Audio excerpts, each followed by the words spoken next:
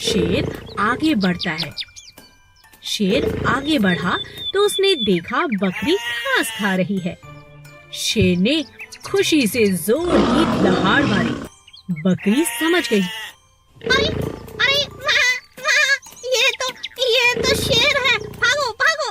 बकरी बहुत फुर्तीली थी। जैसे ही शेर ने उस पर झपट्टा मारा, वह सीधा जाकर पास के कुएं में जा गिरी, जो बिल्कुल सूखा हुआ था। बाहर आओ, मुझे भूख लगी है। बाहर आओ, मुझे बहुत भूख लगी है। जल्दी बाहर आओ। शेर बहुत गुस्से में था, मगर बकरी बहुत होशियार थी। वो डरी नहीं, बल्कि बोली, मुझे बाहर निकलने का रास्ता नहीं पता, और मुझे मेरे माँ ने चढ़ना उतरना भी नहीं सिखाया। मैं बाहर कैसे आऊँ? शेर गुस्से में आग बबूला हो गया। लगता है तुम ऐसे नहीं मानोगी, मुझे ही कुछ करना होगा। शेर ने आओ देखा ना ताओ और सीधा जाकर कुएं में कूद गया। फिर क्या था, चालाक बकरी तुरंत कुएं से बाहर आ गई। मुझे माँ ने सब सिखाया है, तुमसे बचना भी सिखाया है। अब मैं तो निकल गई, तुम निकल कर बताओ। मैं बेचारा शेर एक बकरी के आगे हार मान चुका था, क्योंकि उसे बाहर निकलने का रास्ता भी नहीं पता था, और इतने भारी शरीर के साथ वो बाहर आता भी कैसे। समझदार बकरी ने अपनी जान बचा ली। मैं चलती हूँ, तुम यहीं रहना।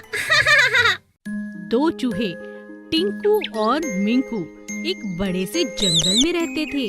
वो दोनों बहुत अच्छे दोस्त थे।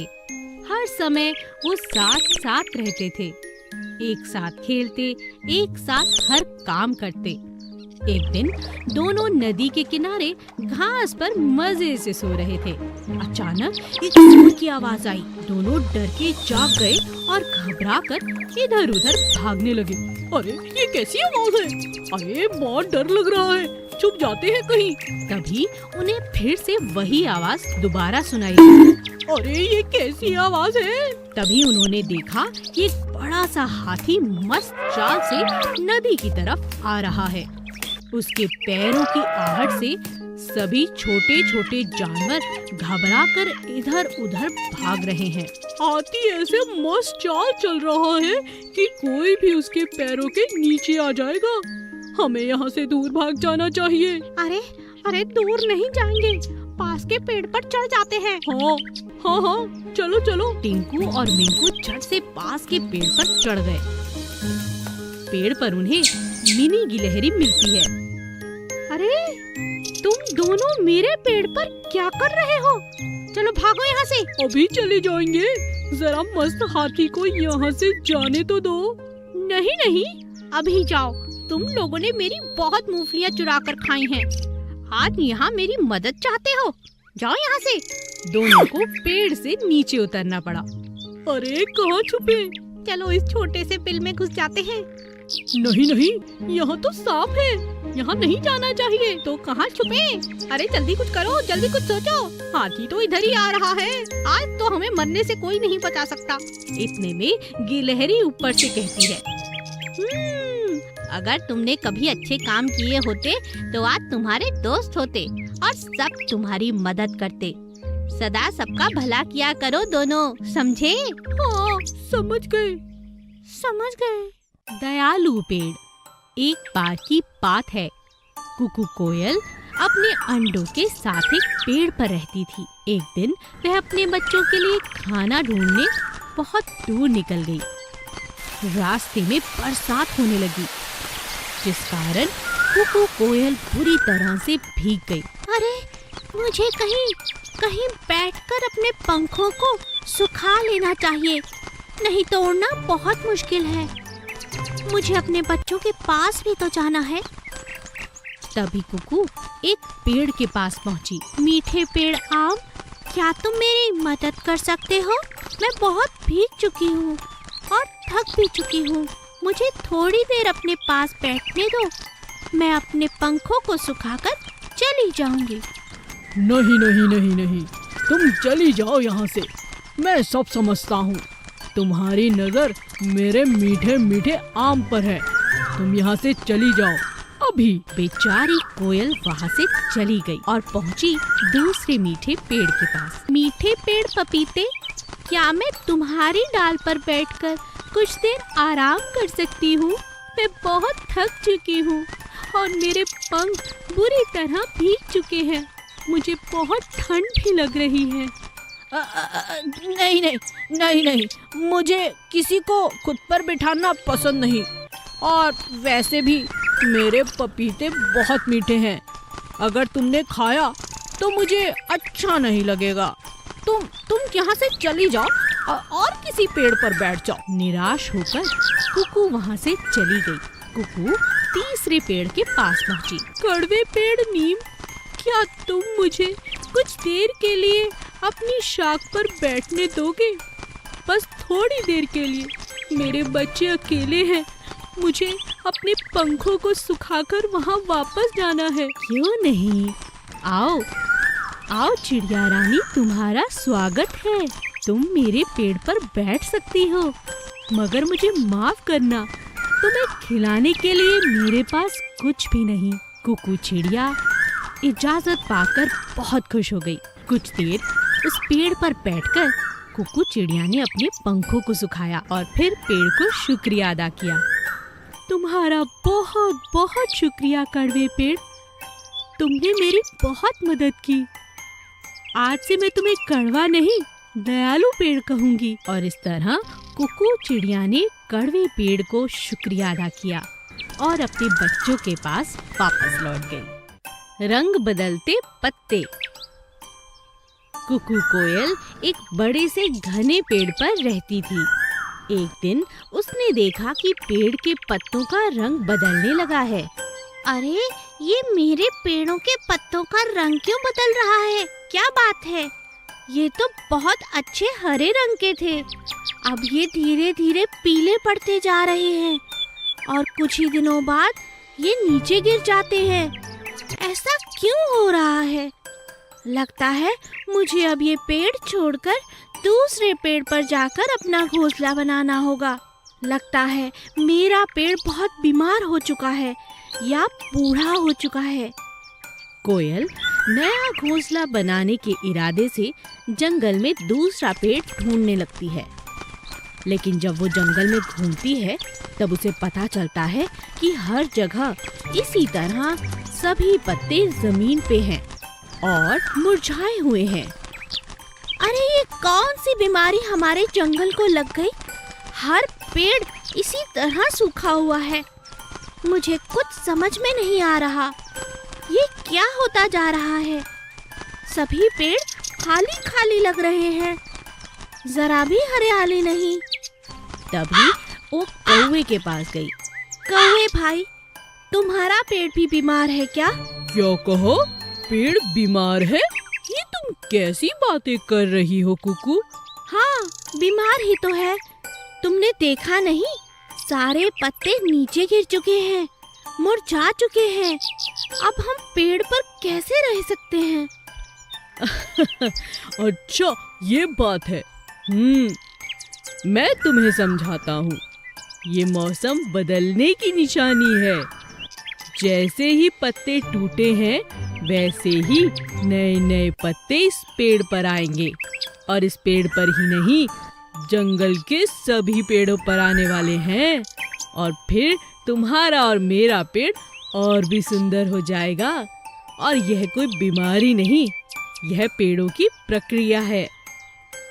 जैसे सांप अपनी केंचुली छोड़ता है और फिर उसकी नई चमड़ी आ जाती है, ऐसे ही पेड़ों को भी अपने पुराने पत्तों को छोड़ना होता है। समझी? अच्छा, तो ये बात है। आपका बहुत बहुत शुक्रिया मुझे समझाने के लिए। तो फिर क्या हमारा जंगल फिर से नया हो जाएगा? हाँ हाँ, क्यों नहीं। कोयल को यह बात समझ आ गई और फिर वो खुशी खुशी अपने पुराने घर पर चली गई। बंदर और मगरमच्छ। एक सेब के पेड़ पर एक समझदार बंदर रहता था। पेड़ एक नदी के किनारे पर था। उस नदी में एक मूर्ख मगरमच्छ रहता था, मगर वे दोनों बहुत अच्छे दोस्त थे। बंदर रोज मगरमच्छ को अपने पेड़ के मीठे सेब खिलाता।